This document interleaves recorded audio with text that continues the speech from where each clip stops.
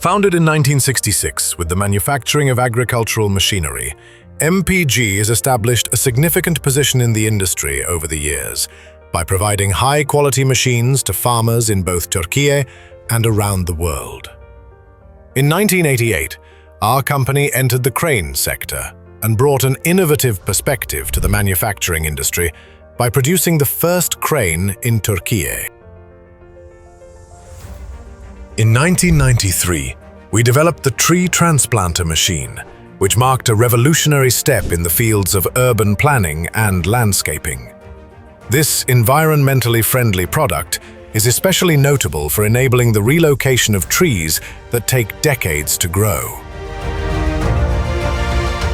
In 1994, our company became part of Kombassan Holding, and in 1997, it began operations in the defense industry by manufacturing multi-barrel rocket launcher system cranes. This project paved the way for much larger initiatives in the following years, including armored recovery vehicles with high mine and ballistic protection, robotic arms for detecting and neutralizing improvised explosive devices, and missile transport and loading system cranes.